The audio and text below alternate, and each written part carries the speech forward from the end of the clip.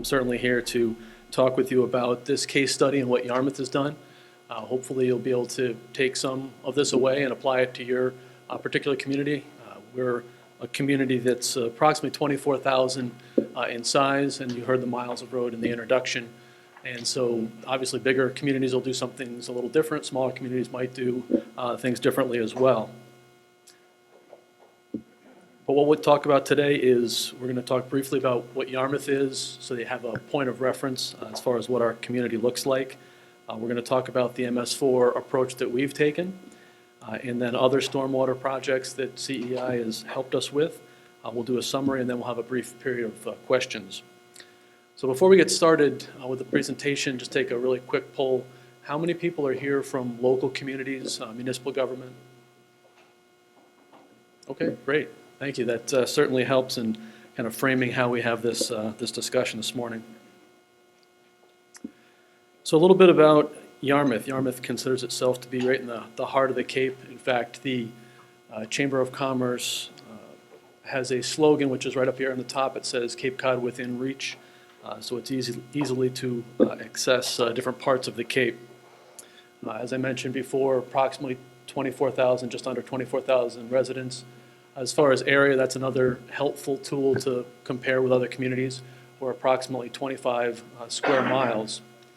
An important item on that slide that you see before you is that we have no sewer system, entirely on septics within the town of Yarmouth.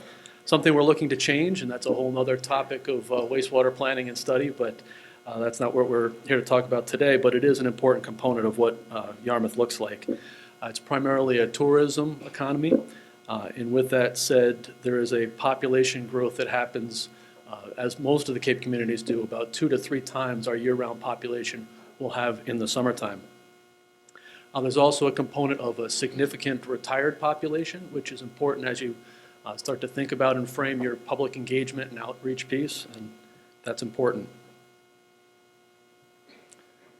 So that's what Yarmouth looks like as far as the map here on the right on the screen. We've got primarily 3 significant embayments on our south coast that we're primarily concerned about for impairment, primarily nitrogen impairment. That would be Lewis Bay. We also share that with Barnstable. We have Parker's River right in the middle of Yarmouth. That is entirely within the town of Yarmouth. And then Bass River on the eastern side, we share that with the town of Dennis. Nitrogen, as I mentioned, is our primary concern because of a lot of different things, but it's helping drive our wastewater discussion. That's primarily an 85% of the controllable nitrogen is related to the septic systems. But with that said, 7 or 8% is related to stormwater. So our overall wastewater management plan within the town of Yarmouth is approximately a $350 million plan, and that certainly scares people when you start to talk about costs and funding and how you pay for that. So one of the jobs that I've had is to talk about how we're going to approach that overall issue in dealing with nitrogen. And the focus on stormwater, or at least an element of our plan being stormwater, shows that we're making progress within that issue of nitrogen, again, on a much lower level. It's not the major component, but it shows that we're making some progress, and we're doing other things other than just throwing money at wastewater. That's been helpful for the town of Yarmouth. So our general approach for the MS4 is funding. I think there's been a lot of talk on some of the presentations this morning about funding and what that looks like. What we did several years ago, at least within the town of Yarmouth, it worked for us, was to carve out a portion of our tax levy for roadway maintenance. That was approximately $1 million based upon the miles of road that we have. And that, because we were able to keep that within our tax levy, that is something that reoccurs every year. It was a great source of funding for us in road maintenance. So with that same thought in mind, last year we applied that to stormwater as well, and we were able to carve out $200,000 within our tax levy for stormwater projects, and again, that's reoccurring each year. So without getting into too much detail, that's kind of like funding separate departments, if you will, within town government. So 2003 rolls around. This is the progress within the MS4 permit. 2003 rolls around. This was pre-recession, if you will. We had a much more robust, larger staff within the town to deal with stormwater. And primarily we dealt with it in-house. We had a full-time town engineer at the time, and he was our primary point of contact. After some of this more recent information about the new permit came out, we realized that we were going to need some assistance in dealing with that. We also had that same town engineer was thinking about retiring. What we've done recently is, after he had formally retired, we kept him on for a couple of days a week, and he's Rick DeMello, the one I mentioned earlier, kept him on for a couple of days a week, and that's been a powerful tool, and I'd certainly encourage others, if you're in that position of being able to retain that talent for a couple of days a week, that's been very important for us. So he is retired, but working in our primary contact for stormwater just a couple of days a week. So with that said, there's a brief outline of the 2003 permit of the different activities that he handled. He dealt with education, our illicit discharge, construction and post-construction regulations, as well as housekeeping. He was all in charge of that, which was very helpful for the town. We also have in-house GIS services within the community, which has been very helpful. So based upon that 2003 permit, we did a lot of in-house mapping, and we feel pretty comfortable with the way that has developed and the way that is in place currently. We've been very grant-focused in the past, and so we're always looking for grants, and that's certainly something that CEI has been very helpful in helping us to do. So the next step on how we want to deal with this most recent permit is, about a year ago, we put out an RFQ for stormwater services, and I'm happy to share that with any communities that might be interested in that type of approach. We got good responses. We had about 7 consultants that responded, and we selected CEI as our consultant based upon those responses. We took that approach because we wanted to be very proactive, knowing that there'd be a lot of work to do when this new permit came out. And again, our smaller staff was a big driver behind knowing that we'd need support. We were able to outline within that RFQ those various types of support that we needed. And one other item that I want to mention for Yarmouth and how we're dealing with that, we're also looking at an asset management system, a cloud-based asset management system that will help us with our O&M relative to stormwater. And I'm certainly happy to talk with any of you later or at lunch or in questions later about that if you have specific questions about that asset management system. But with that said, I mentioned that we are looking for some outside help and talked with you about how we got CEI on board. Talked about how our town engineer is retired, and again, that new permit being much more complicated. So with that said, I'll turn it over to Rebecca, who will get more detailed with regard to our response.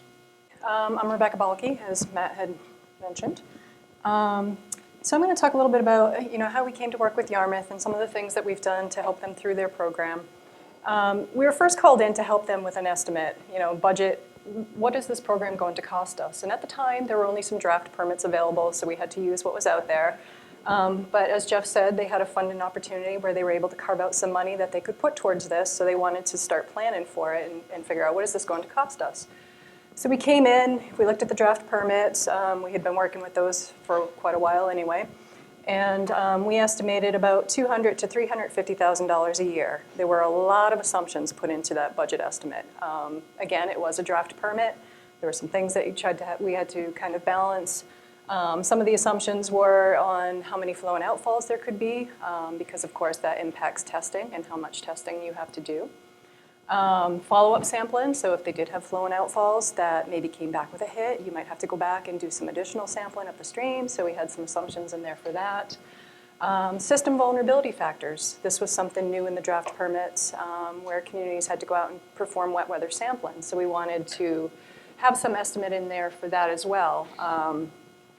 And for that, we had about 20%, we assumed 20% of the outfalls would have to have some wet weather sampling at that time. The other piece was the key junction structures. As Newt had mentioned, you have to perform catchment investigations for catchment areas with outfalls. So we just made some general assumptions about how many of those could be key junction structures that actually needed to be investigated further. Another big piece to that, which I have highlighted here, is the TMDLs. TMDLs are a very big component. They could be a very expensive component. The permit outlined doing a demonstration BMP by year 6. In order to have that in place by year 6, we wanted some funding in the first 5 years, and the town wanted us to actually carry that in the first 5 years as well. So they have a lot of nitrogen impaired waters, and we carried, I think, 2 BMPs, and we based those on what we had constructed and designed for Chatham and Barnstable. We had some projects in place for that. So they were bigger BMPs. We know they can go smaller, but we wanted a budget that they didn't have to come back. That was our instruction. We don't want to have to come back and raise this budget later. So that's kind of what we focused on. So where to begin? We started with their Stormwater Management Program when I went in and met with Rick DeMello, who was responsible for a lot of their program that was ongoing. He had pretty much done everything in-house. He was very organized. He had lots and lots of details. He had several binders lined up on a shelf that contained all of his information. And the first thing that he asked me for was, how can I organize this? You know, I'm going to be reducing my hours. How can I organize this to hand this over to the next person? So he wanted an ongoing live stormwater management program plan that kind of contained all this information. So right now, for his outfall inspections, he had 162 sheets.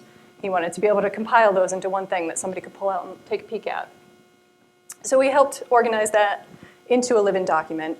We started with his 2003 program to get that organized, looked at items in the draft permit so we could easily update that when the final came out.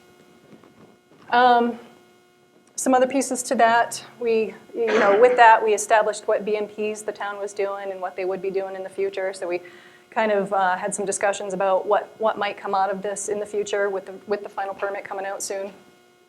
And the other piece to that was we really got to know their system better so we could help refine those budget estimates. You know, when we first came in, we didn't know a lot about their system. We just relied on, we have this many structures, we have this type of information. So we were able to dig deeper into that as we were preparing this plan and pulling everything together. And I'll talk about the adjustment to that budget afterwards. So after the plan, we really started to focus on what's due in year 1. You know, they have this money that they want to use to move forward with their implementation. So we looked at those items that were due in year 1, and we had pulled those up earlier, some of the things that were due. So we already did their stormwater management plan. We had the first draft, and then we actually updated it when the final permit came out. Next was the notice of intent. That we pulled together a notice of intent based on what was in the stormwater management plan, and had several meetings with the town to kind of go over those and make sure we were picking things that made sense for the town. Next, and actually I'll get into each of these individually, but the other items were the illicit discharge and elimination plan, which was due in year 1. Some of the operations and maintenance components, there were some requirements under the 2003 permit. They had some standard operating procedures in place, but a lot of them weren't written down. There were things that they did, so we wanted to take that and kind of get those in writing. Training was another piece, and some public education components. And the local regulations, pieces of those are due in year 1, pieces are due later. So that's another piece that we'll talk a little bit about. So the notice of intent, as I mentioned, we basically took the draft, or the stormwater management plan that was developed. And as part of that, the recommendations included some detailed outlined things that they were going to do under their program, who was responsible for them, and the measurable goals for that. So we're able to take that and easily transfer it into the notice of intent. I know EPA is working on a new notice of intent form because there were some bugs. We found those bugs when we were trying to pull this one together. So we actually pulled everything together into an Excel format. That sheet there just shows that, and it basically mimics what you have for your template. So the NOI is prepared, it's ready. We're waiting, we are going to present it to the town departments. Right now, we've just been working with an internal group that includes the town engineer, DPW, conservation, and highway superintendent. So we are going to present that to the overall town departments because there are some responsibilities in there that belong to others. So that's another piece that we're actually doing that Monday. So it's prepared, hasn't been submitted yet. We do want to wait until we're a little closer to the effective date. The other reason for that is, you know, part of that you have to do an endangered species review, and we wanted to make sure that was pretty current. We didn't want to do it a year ahead of time in case there were any changes. There shouldn't be, but just in case. Their illicit discharge and elimination plan. Mapping is a big component of that. The town already had very good mapping in place. When we first got together, and I was talking to Rick, you know, some of the things he would ask is, all right, what should I be doing next on this? So before the permit came out, I said, why don't you delineate your catchment areas? That's something that we could use to help with the IDDE plan. So we started doing that. So he was working on doing those pieces, knowing that it was going to come in this permit that was coming up. So with the mapping, they have a very good map in place. They have all their structures mapped. They have all their pipes mapped. What we found with that was that the town own and maintains about 58% of the roads. The rest of the roads and infrastructure in town belong either to private or they're state-owned. So that's a key piece in planning out their illicit discharge plan in terms of what actually belongs to them and what's actually a regulated MS4 for them. Much of the MS4 has been disconnected. They have a very, very aggressive disconnection program where they've been working for years to actually install infiltration type devices, whether it's leach and catch basins or galleys. They've removed and actually plugged outlets because they are able to infiltrate that water into the ground. So as most people know, the Cape has very, very sandy soils, which does allow them to do that. And what we're left with is about 162 regulated outfalls after all of that. So we took mapping to the next phase. We basically took everything that they had already done in-house, and we wanted to identify the key junction structures for them because that's a big piece and it's a cost component that we were able to refine the cost estimates for. So we wanted to go through their maps and give them something that they could use in the field to do their inspections. And basically how we did that is we have an index map that you can see right here on the left. We broke the town up into various areas. And for each of these areas, we ended up with 54 of them for Yarmouth. We have a map that they can print on an 8.5 by 11 and actually read it, because if you took a map like this out in the field, it would have to be very, very large in order to find anything. So that map was developed. We put starred locations for all of their key junction manholes. We were able to really narrow those down. And that reduced the amount from our original assumptions quite a bit, which I'll talk about in a minute. And with that, we also developed just some inspection field sheets, as well as how they can organize their data. And they're considering going to a GPS type of system where they go out and do their inspections and record the data in GPS, and that's something that data can easily be transferred into that, and then they can download into tables that we've set up with a format for them. So the illicit discharge plan, basically after we got all the mapping done, we used that mapping to identify and rank all of their outfalls. So as I mentioned, they had 162 outfalls. We had the catchment areas delineated. We were able to use all of the criteria that were in the final permit to really identify what priority they should be reviewed in. So we organized them according to the permit. We also looked at system vulnerability factors. That was one of our assumptions in the beginning. As Jeff mentioned, the entire town is on septic system. Almost pretty much all of those system vulnerability factors focus on sewer systems. They've never had a sewer system, therefore none of those applied to them. There are a couple of recommended things in there for septic systems. If there are areas that required widespread Board of Health action, they're not required to be system vulnerability factors recommended. We did talk to Board of Health. They didn't really have any areas like that. They are aware that nitrogen's an issue, and of course that's just an issue that they are going to try to deal with on the Cape. But there weren't any areas that they said, oh, this area is failing, we have to do something.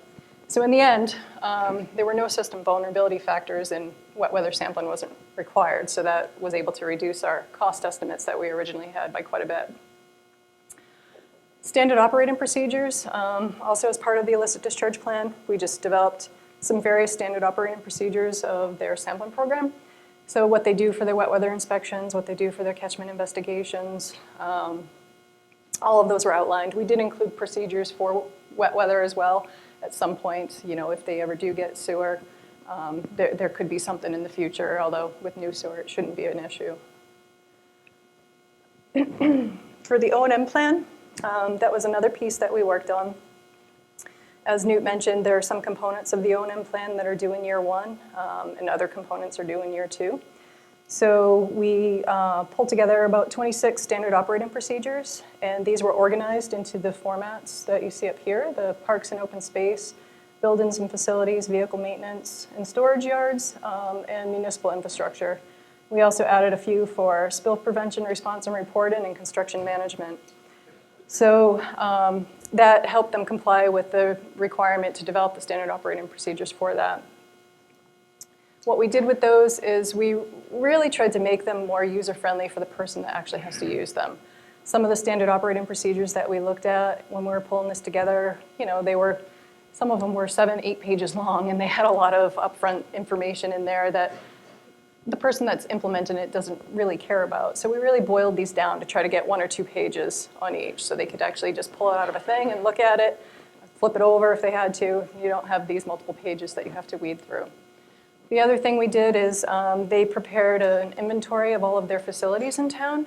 So they went through and talked about different things that might be happening at that facility, where they do their vehicle washing, all of the different operations that happen within town.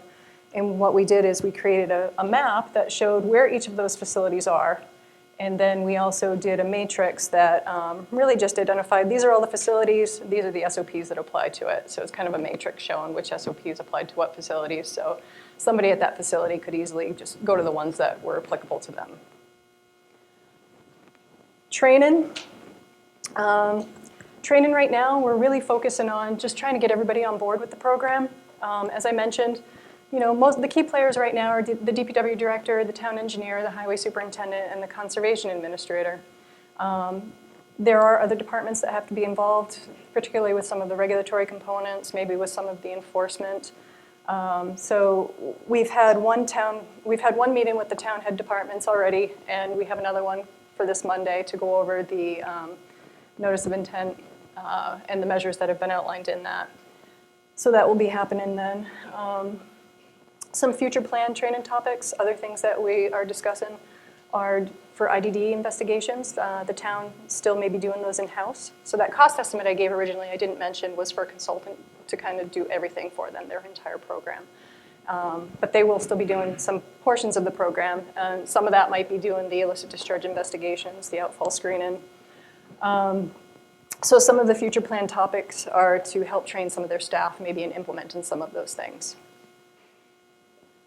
Public education and participation, they had a pretty good program already from 2003. So for that, we just helped them with some additional information to include on their website, which is still in the works. But they basically just information on managing stormwater, preventing stormwater pollution, about their program. Then there were several links to different resources that they could refer to.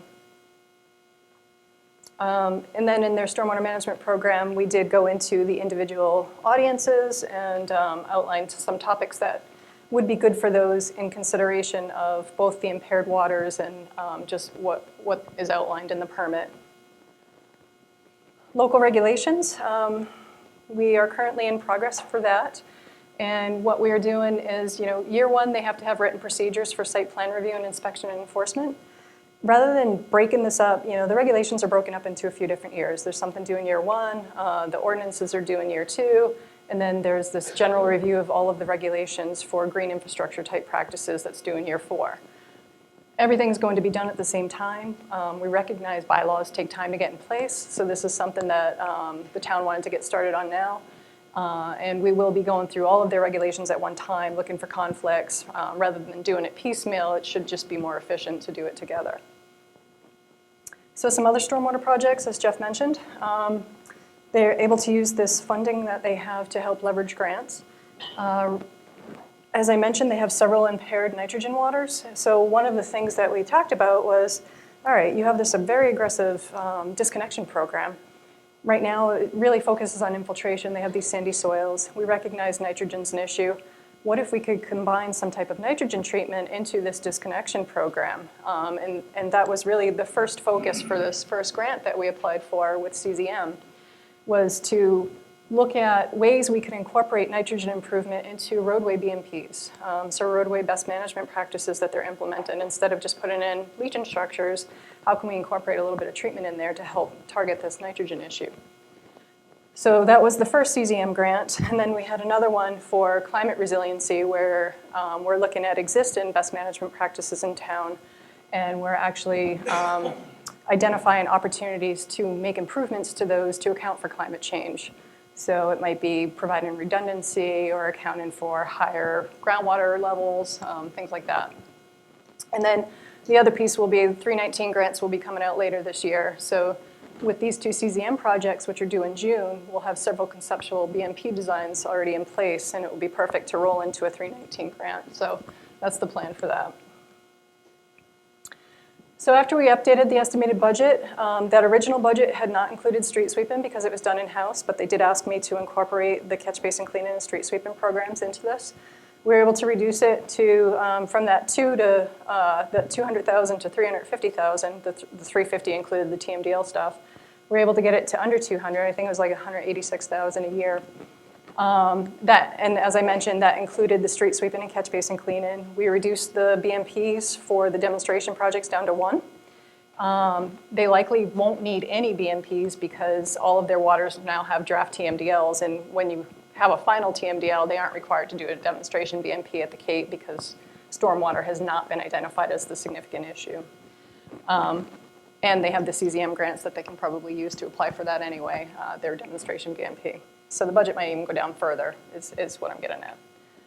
So just a summary of key points. You know, they were able to carve some money out and use it, so they took advantage of that to help get their program up and running, basically.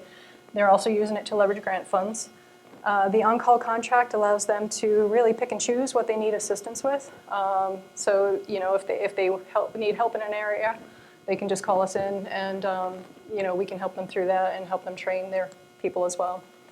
And the upfront mapping and having the Stormwater Management Program was very, very useful for really getting that budget down to a more realistic number. You know, in the beginning, as I mentioned, you are starting with a lot of assumptions until you really start digging into things. And I think identifying those key junction structures was one of the big ones that really helped us identify what it was really going to cost to implement this program.